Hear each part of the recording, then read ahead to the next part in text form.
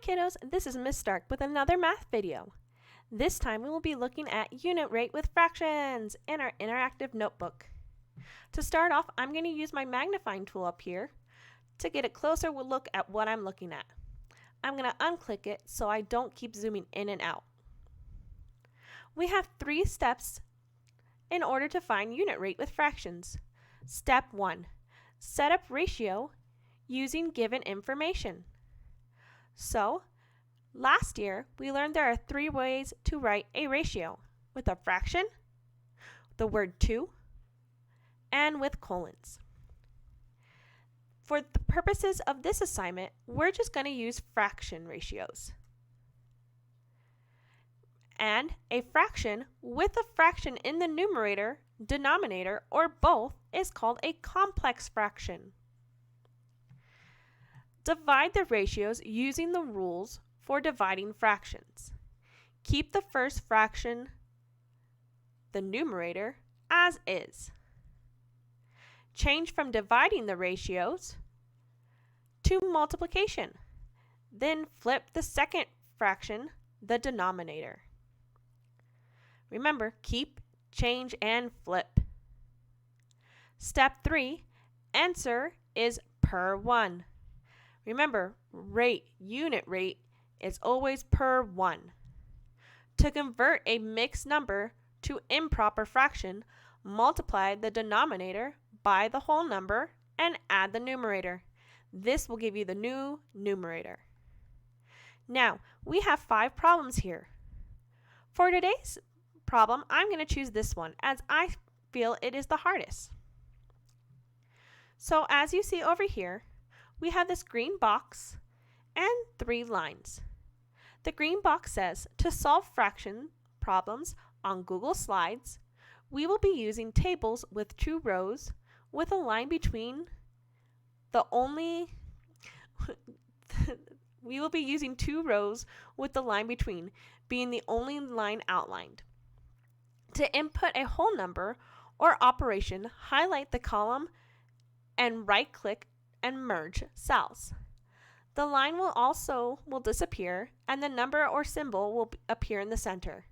You will need additional columns to solve and simplify by clicking on the cell you want to add a column next to and right-click, then select Insert Column to Left or Insert Column to Right. I will show you how to do this.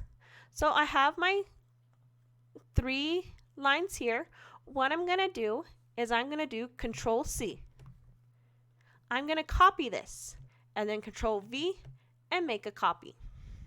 Because I know I'm going to need more than just this one to solve all these problems. So I have 4 3/4 pounds of candy per week. How many pounds per day? Now, what I need to know for this is how many days are in a week. And that is 7. Next, I need to make this an improper fraction by doing 4 times 4 and 4, whatever that is, plus 3. So 4 times 4 is 16. 16 plus 3 is 19. So I'm going to put 19 up here. And then my numerator stays the same. Now I don't like how this is formatted, so I'm going to go up here, push in the middle, and have it centered. Now I am still dividing this, so I need to insert a special character. I'm going to do the division sign. And there we go.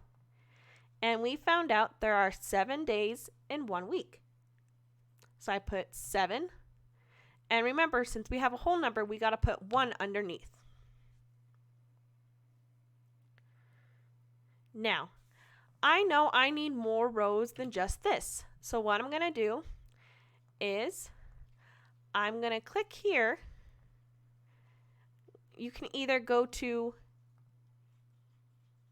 Insert or somewhere. We're going to right click and do Insert Column to the Right. And I'm going to keep doing that because I know I need more. And I don't know how to do it other than this. If you can let me know, I'd be greatly appreciated. Going to keep inserting because I know I need more.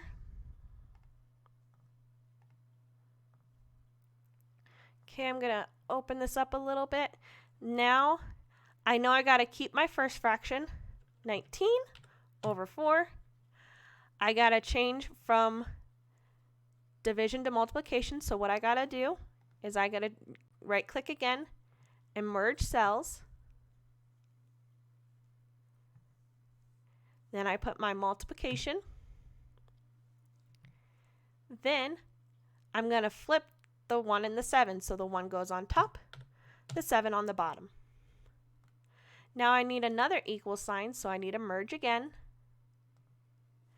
Put my equal sign, and then 19 times 1 is 19. 4 times 7 is 28. I added one too many, so I'm just going to delete column. Now, I have 1928, but I still need to add my label. 1928 what? Well, 1928 pounds per day. And that's it. Now, if you want to move it, what you got to do is select the whole thing and move it together. Or maybe you want it to look like this. Maybe you want to move this right here and then move it like that.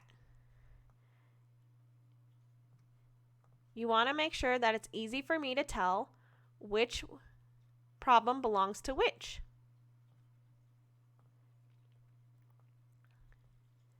And like I said, I believe this one out of them all is the hardest,